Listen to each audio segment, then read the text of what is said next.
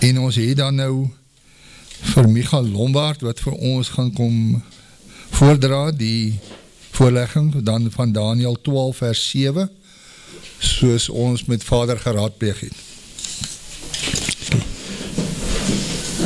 Henko, ek wil net vir jou sê dat terwyl jy gepraat het, het dit so by my opgekom dat jy so opreg hoe jy jou voordrag gedoen het, dat ek kry eintlik skaam vir myself oor hoe opreg en hoe nederig jy hier voor Vader verskyn, en dit is asof daai woorde van jou uit die skatkamers van jou hart uitkom, en dankie dat jy so mooi voorbeeld vir ons almal kan wees. Ek waardeer het opreg.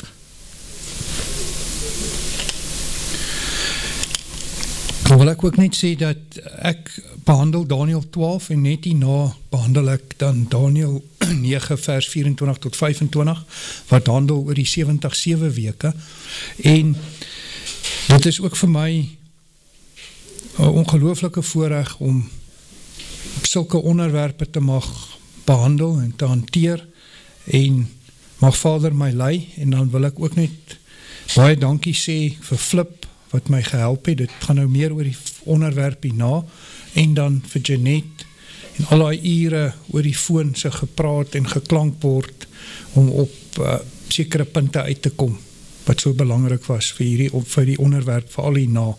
Maar baie dankie. Nou, terwyl ek hierdie onderwerpe behandel het of voorberei het, het ek agtergekom dat Vader se tydperke is vasgestel. Dit is nie asof dit begin en stop nie. So, as ek nou byvoorbeeld hierdie glas kan neem, en ek vra vir julle, alhoewel hierdie nou net 'n glas is, dis nou nie 'n uurglas nie, maar dit is die tydvlak van Vader, as mens dit nou kan vergelyk met 'n uurglas, en dan binne in hierdie glas is daar nou elke keer 7 ander glase, wat 'n tydperk van 49 jaar voorstel, wat 'n jubileum is. En elke keer as die een verbygaan, dan tip die ander een om, dan gaan hy in die volgende een in. En dit is die tyd wat loop, dit hou nooit op nie. En al hierdie profeseë in hierdie tydvlak hou aan loop, en die profeseë gaan in vervulling. Maar hoe ek dit verstaan, is ook dan aan die hand van Daniël 9, waar Daniël in gebed getree het en Vader gesmeek het, om hulle te laat teruggaan na Jerusalem, alhoewel hy geweet het, dat dit in Jeremia al geprofeteer was, dat hulle mag teruggaan en laat die 70 jaar tydperk, dat Jerusalem vir 70 jaar in 'n sabbatsrus gaan lê, het hy nog steeds, hy as 'n oorblyfsel, wat die waarheid geken het hy nog steeds in gebed getree. En dit laat my baie dink aan die vraag wat ons al hier gevra het vandag, veral met die stigting van die huis, van hoe gaan ons dit reg kry, dat die mense gaan oorgaan, en in hierdie handeling ingaan, om die huis te stig. Maar ons moet altyd onthou, dat alles is vastgestel, so die tyd loop aanhoudend. Dit gaan nie ophou nie. So ons moet net aanhou wat ons doen, en ons moet dankbaar wees, en soos wat ons by Henko leer, ons moet nie ander mense oordeel nie, want dit is ook deur Vader se genade, dat baie van ons die waarheid ken, sê nie ek ken die waarheid nie, maar dat baie van ons die waarheid ken, en die fakkel omhoog hou, so dat hierdie tydvlak kan geskied. En al het daar net 'n paar 1000 mense getrek, of Israeliete of Judeërs, Benjamiete uit Babylon uit, het hulle nog steeds die tempel herbou, en hulle het nog steeds daai profesie in vervulling laat gaan. So ons moet net doen wat ons moet doen, al was hier vandag net 5 mense hierso, voor hierdie naweek, dan hoor die hemele wat ons doen, en dis wat Vader wil hê. Nou, my onderwerp is Daniël 12, vers 7, toe hoor ek die man met linne bekleed, wat bo die water van die rivier was, en hy het sy regterhand en sy linkerhand na die hemel opgehef en gesweer, by die ewig lewende, 'n tye en 'n halwe tyd, En as hulle die mag van die heilige volk geheel verstrooi het, sal al hierdie dinge vervul word. Nou, hierdie Daniël 12 handel direk met die laaste dae, die laaste tye. En ek lees vir julle, en in die tyd sal Michal, die groot vors, wat oor die kinders van jou volk staan optree, en dit sal 'n tyd van benoudheid wees, soos daar nie gewees het, vandat 'n volk bestaan het tot op die tyd nie. Maar in die tyd sal jou volk gered word, elkeen wat in die boek opgeskrywe staan. En baie wat in die stof van die aarde slaap sal ontwaak, sommige tot die ewige lewe, en sommige tot groot smaadheid vir ewig afgryslik. Nou, terwyl ek nou hierdie aan julle verduidelik, terwyl julle hierdie woorde hoor, moet julle verstaan, dat hierdie tydperk, wat na hierdie onsaglike groot verdrukking toe loop, het nog nooit opgehou loop nie. So, dit is duidelik dat hierdie vors, Michael, dieselfde vors is, wat ons van lees in Joshua 5, waar die engel aan Joshua verskyn het en gesê het, dat hy die leerowerste van Yahweh is. Dit is Joshua, wat kom om sy volk uit te red. En ons lees in Daniël 2 vers 34, dit is die beeld, die droom van die beeld, en u het gekyk totdat daar sonder die toedoen van mense hande 'n klip losraak, wat die beeld getref het en aan sy voete van yster en klei en dit fyn gestamp het. Joshua kom wanneer die tyd van benoudheid in volle vaart is. En word bevestig dat Joshua sy volk in die tyd sal uitred.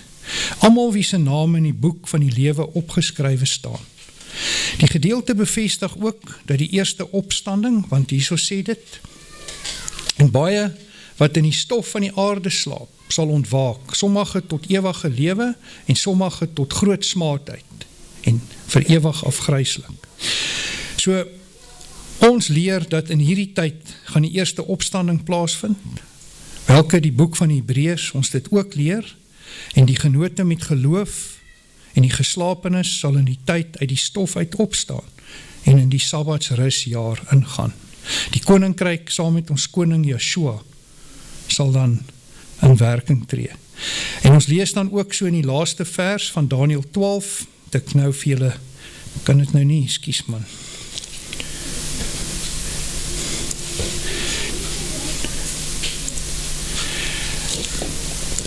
En dan lees ons in die laaste vers van Daniël 12, bevestigend aan Daniël sê, en Daniël, en jy gaan heen na die einde, en jy sal rus en weer opstaan, tot jou bestemming, aan die einde van daar. Daar kry Daniël ook die bevestiging, dat hy weer sal opstaan. Nou, wanneer ons in hierdie teks, verse 5 en 6, oorweeg, sal ons sien dat het aansluit, by die thema, by vers 7. En ek, Daniël, het gesien, en kyk, daar het 2 ander gestaan, die een diskant op die wal van die rivier, en die ander oorkant op die wal van die rivier. En een het aan die man met die linne bekleed, wat boor die water van die rivier was, gesê, hoe lang sal die einde van die wonderbaarlike dinge uitbly? Die vraag hier hou duidelik verband met die inhoud van verse 1 en 3. Joshua se wederkoms, die opstanding, en dan natuurlijk die uitredding van Godse volk, wie sy naam in die boek van die lewe staan. So dit is die vraag wat gevra word. En dan sal hierdie alles gebeur in die tyd van die groot verdrukking. Nou kom ons by die onderwerpse vers uit in hoofstuk 7, wat die antwoord van die vraag beliggaam. Toe hoor ek die man met linne bekleed, wat boor die water van die rivier was, en hy het sy regterhand en sy linkerhand na die hemel opgehef en gesweer, by die ewig lewende, 'n tyd, tye en 'n halwe tyd. En as hulle die mag van die heilige volk geheel verstrooi het, sal al hierdie dinge vervul word. So, het om ook 'n bietjie perspektief te gee. Die man se regterhand, wanneer mens na die vertaling gaan kyk, dan verwys die man se regterhand in Hebreërs na die syde. Nee? En hy staan bo oor die Tigris rivier en sweer by die ewig lewende, En dit is 'n eed wat afgelê word. En as jy weer na die vertaling gaan kyk, hierdie eed wat afgelê word 7 keer afgelê.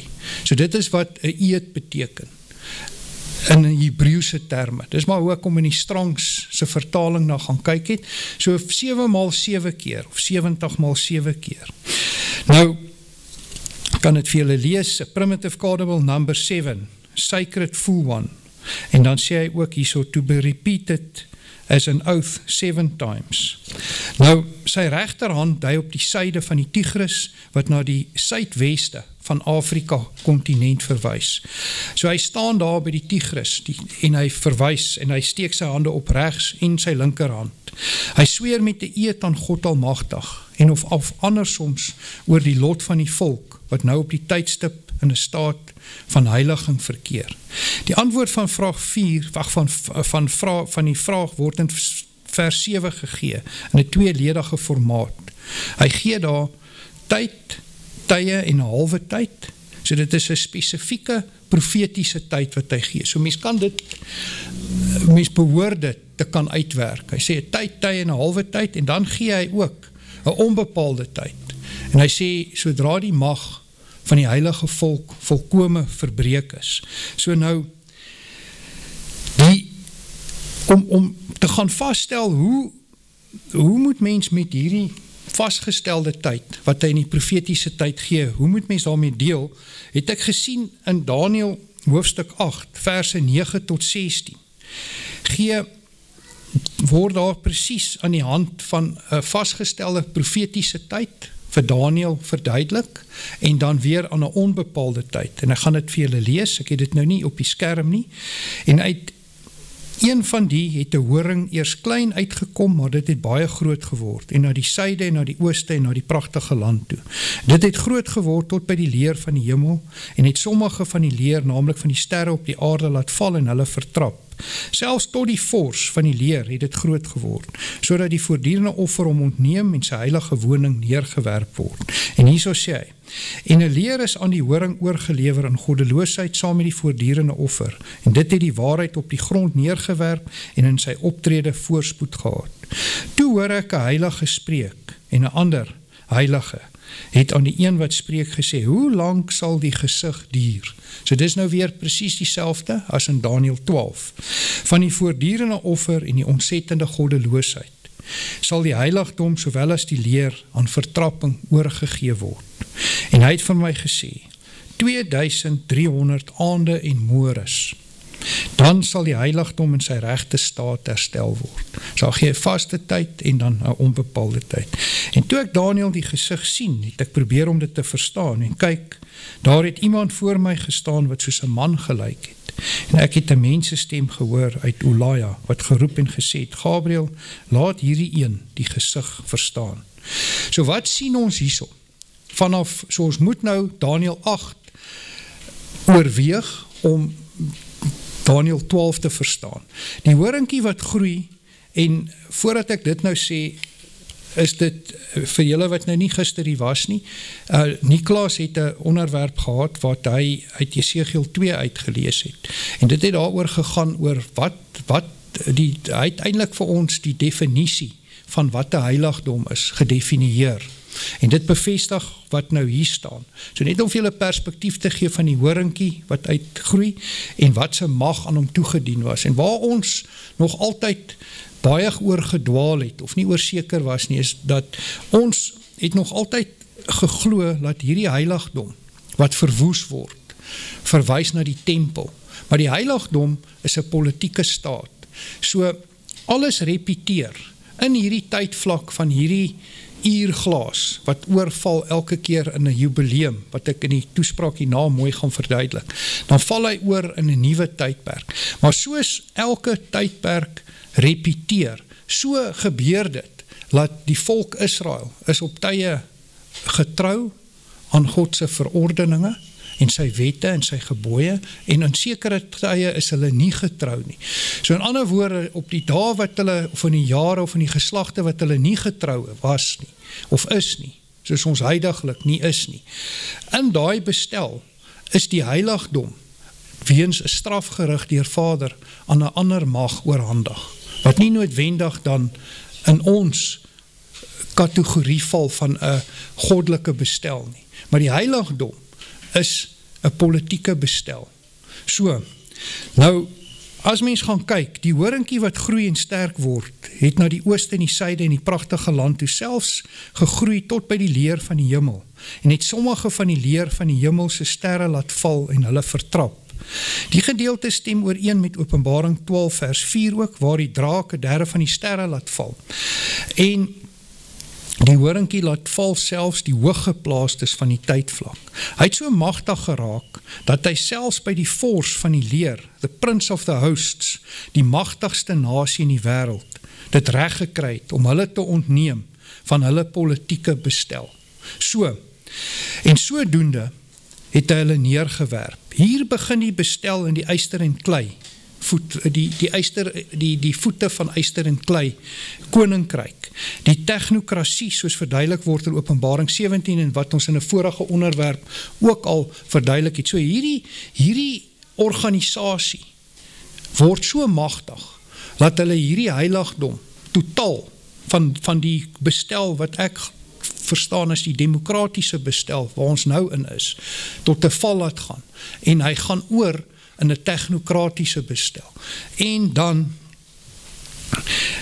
kry hy dit reg om 'n leermag word aan hom oorgelewer in goddeloosheid, saam met die voortdurende bestel, en als is vertrap, alle waarheid. Hierdie bestel sal heers vir 2300 dae, totdat die heiligdom en 'n onbepaalde tyd vir die suiwering van die heiligdom. So hierdie hele bestel sal aangaan in daai tydvlak. Nou moet ons gaan kyk. Hierdie vers voor ons word gekoppel aan 'n tydperk. 'n tye en 'n halwe tyd, en ook 'n onbepaalde tyd vir die verstrooiing van die mag van die heilige volk, alvorens die koms van ons Messia. So nou weet ons, hier's nou hierdie heiligdom, en ons is al reeds in 'n tydvlak van 'n nuwe heiligdom, van 'n nuwe politieke bestel. Ons is al in die uurglas, so die uurglas het al amper 2/3 uitgeloop in hierdie nuwe bestel waarin ons is. So ons is nou in hierdie bestel waar hierdie heiligdom op die punt is om nou totaal in 'n nuwe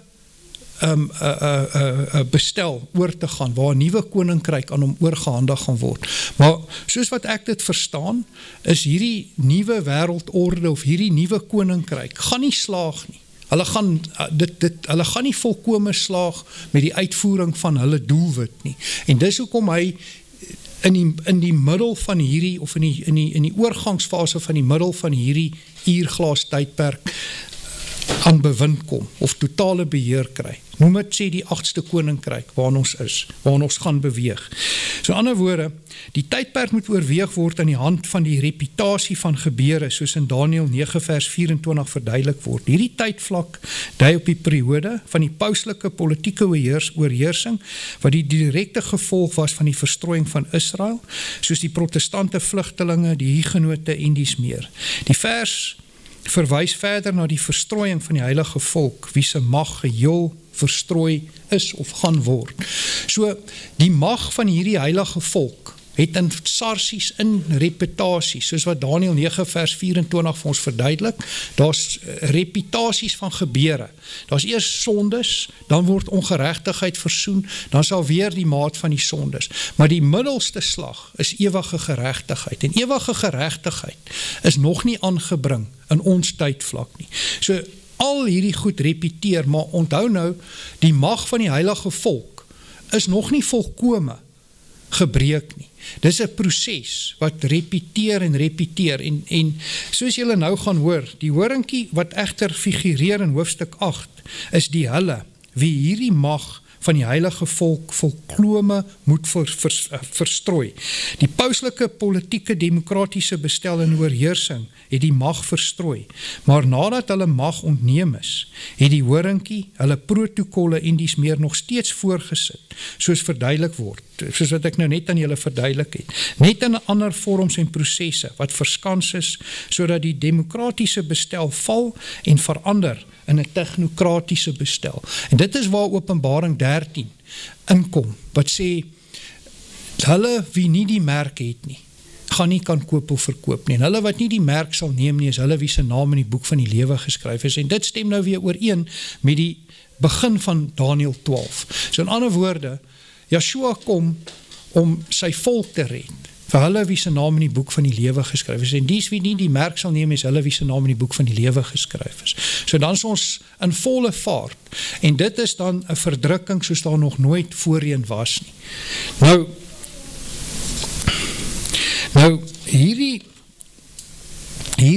hierdie politieke mag, of hierdie bestel, wat aan bewind kom, gaan aan bewind bly, tot en met die koms van ons Messia. En hulle gaan die heiligdom vertrap, tot aan die einde toe. Nou, 'n tyd en 'n halwe tyd, hy op die tydperk van 3,5 jare, so skematies, hierso gaan ek vir julle wys. Ek wil nie eintlik in te veel detail hierop ingaan nie, maar ek het gedink my muis gaan nou ek het gedink hy gaan nie werk, maar as julle gaan kyk, daai 2026 gaan ek vir julle verduidelik in Daniël 9 vers 24, die tydperk wat ons ingaan in volgende jaar, glo ek gaan 'n tydperk wees waar ons in afsondering gaan. En nou, wat ek ook vir julle wil verduidelik, heiliging beteken in Daniël 9 vers 24 is daar 6 gebeure wat plaasvind, wat heeltyd repeteer. Maar sodra ewige geregtigheid aangebring word, dan gaan gesig en profeet beseël word, en dan sê dit wat hoog heilig is, gesal word. Nou dit wat hoog heilig is, verwys na 'n grondgebied. Dit verwys nie na die bruid of die bruidegom, wat ons altyd aanvaar het is so nie. En dit is met substansie wat ek dit sê, want die vertaling van dit wat hoog heilig is 'n grondgebied wat gesal word. En wanneer ons oorweeg waar die tempel herbou was, het Daniël die magtiging gekry deur 'n hofbevel, nie Daniël nie, Esra het die bemagtiging gekry om terug te gaan na Jerusalem toe, om die stad Jerusalem, die heilige stad Jerusalem, die volk en die tempel te herbou. Nou daai stad Jerusalem verwys na grondgebied, in 'n vergelyking met waar ons vandag is, en in 'n analogie met wat die gelofte van Bloedrivier bepaal, dat ons moet 'n huis stig ter ere van sy naam, waar dit hom behaag. En hierdie huis wat ons moet stig, is gekoppel waar dit hom behaag. En dit is hoekom dit wat hoog heilig is, gesalf gaan word. So, ek oorweeg in terme van die onderwerp en in terme van ons mandaat, oorweeg ek die profesie aan die hand van ons mandaat as die GKK, en in die hand van ons volksgeloftes, in die hand van ons geskiedenis en in die hand van die profesie in die Bybel. So, wanneer ons dan in 'n staat van heiligheid verkeer, moet ons weet dat ons in 'n grondgebied is, en nie dat ons nou op daai stadium hierdie suiwer, sondelose volk gaan wees nie, maar ons gaan in 'n staat van heiligheid verkeer. En dan moet ons gaan kyk, want op hierdie stadium is ons nog nie heilig nie. En heilig beteken om apart gestel te word. So ons Vader sê, laat u naam geheilig word, laat u koninkryk kom. So dra ons in 'n staat van heiliging is ons afgesonder. En daar, in afsondering, gaan ons mag volkome gebreek word. So, ons mag is in 'n proses. Weet ons is eers ontneem van ons grond, van ons politieke staat, en al daai dinge wat julle nou hierna in Daniël 9 vers 24 gaan sien, waarvan ons ontneem was, het perfek in Vader se tydlyn oorgeval in 'n jubel, in die jubeljare. En elke jubileum wat 49 jaar is, veral in ons geskiedenis. Ek het dit op 'n haar, ek wil nie sê op 'n haar nie, ek wil net regstel, ek het dit in die jare gaan uitwerk, en julle gaan nou sien, dat hy presies oorskakel, elke keer wanneer 'n groot gebeurtenis in sy, of in die 7de jaar week, of in die 6de jaar week, waar ons met grond, waar ons met 'n gelofte, wat ook al gebeur het in die tydvlakke so oorgeskakel. En ons sal eers in 'n staat van heiligheid verkeer, en dan glo ek, en onthou, dit is my opinie, ek koppel dit aan ons geskiedenis en aan die profesie, ek glo dat, soos ek nou vir julle gaan wys, en ek hoop dat dit so is, dat ons in 2026 aan die hand van die jubileums, wat strook met die 77 weke, gaan hy vir julle nou hier nawys, dat ons dan in 2026 in die proces sal gaan, waar die proces gaan begin, waar ons gaan begin afsonder, en dat ons dan volkome in die staat van heiliging sal wees, en dan in hierdie tydvlak gaan dit dan gebeur, dat tye en halwe tyd, die op die tydperk van 3,5 jaar, so skematies aan julle getoon word, op die tydvlak in 77 weke, die tydvlakse duur is dus 3,5 jaar, vanaf die gruwel van verwoesting, in hulle nuwe koninkryk opgerig word. Nou, volgens my, en my berekeninge, en baie bronne wat ek geraadpleeg het, en my grootste bron wat hier sit, is meneer Flip Swanepoel, maar volgens my, is die tydvlak en die onderwerp hierna gaan oor Daniël 9 vers 24 met betrekking tot die komende nuwe jaar aan die hand van die Bybelse kalender. Nou, volgens my gaan die volgende tydvlak, en om nou af te sluit in my nuwe onderwerp in, gaan die volgende tyd, die volgende jaar se nuwe jaar begin in 2026. Nou, in 2026 glo ek, want ons werk nou hier met 'n heiligdom, wat nie ons heiligdom is, ons werk hier met 'n ander politieke stelsel, waar hulle 'n technokrasie in werking wil stel, 'n digitale stelsel, wat ons gaan verbied om te koop of te verkoop of handel te dryf, of om ons, selfs ons geringe oortuigings, uit te oefen, of uit te leef, soos ons geloftes, ons godsdiens, hoe gering ons dit ook al op die oomblik doen, gaan het heeltemal totaal beperk word. So ons gaan nie 'n keuse hê, as wat soos ons voorvaders, ons moes trek. Ons voorvaders uit Europa uit, ons moes trek. So daar gaan nie vir ons 'n ander keuse wees nie, maar wanneer dit gaan gebeur, wanneer hierdie nuwe uurglaas oorskakel in die volgende termyn is in 2026, dan begin die volgende termyn in daai tydvlak van die 7 weke. So ons gaan nou in die 6de weekjaar voor die 7de termyn afskakel, voordat ons in die nuwe jubileum ingaan. Nou, ek glo, dit is die tyd wanneer die Antichrist, daai rooi jefer gaan slag, wat ek nou oor gaan praat, en waar hulle vir die eerste keer in 2000 jaar volgens Numeri 3, my geheim my nie in die steek laat nie, gaan hulle nou hierdie jeferslag, en hulle gaan nou die voorberei, om die gruwel van verwoesting op te rig. En die gruwel van verwoesting in die middel van die week gaan dan wees die Antichrist wat homself openbaar. Het sy nou, of hy die dode uit gaan opstaan, of wie ook al hy gaan wees, en hy gaan hierdie groot wonders verrig, en hy gaan almal mislei.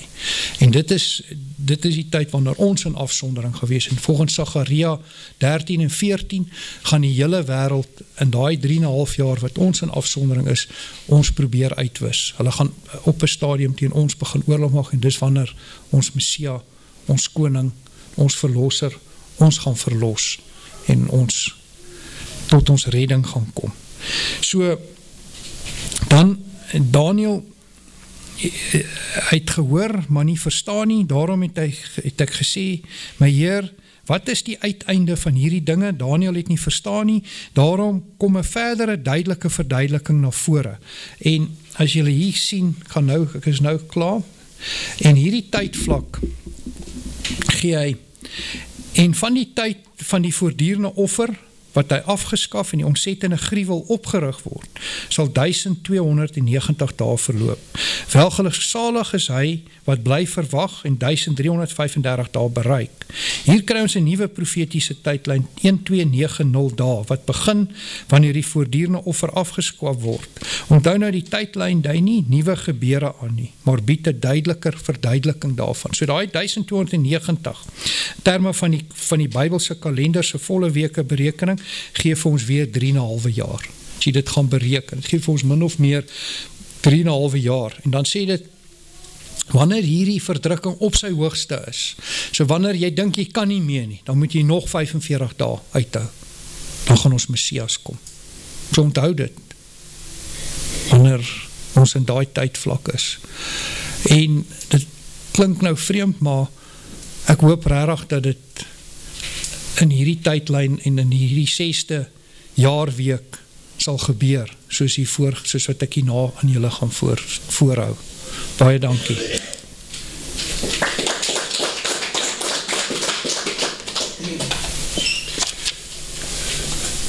Michael, baie dankie vir jou voorlegging.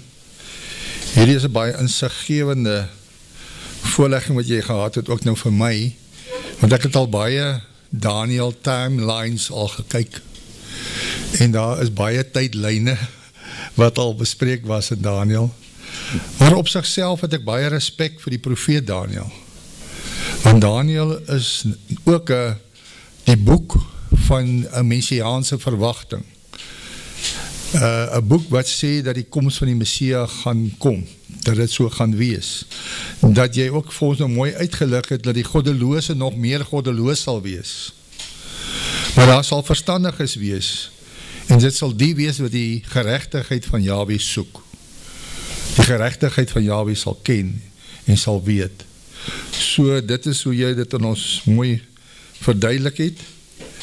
Daar is 'n verontreiniging wat besig is om plaas te vind, en dit maak het moeilik vir baie gelowiges om te verstaan wat die boek Daniel vir ons wil sê, veral in hierdie tegniese terme van wat dit ingeskryf is ook, hoe dit vir my voel.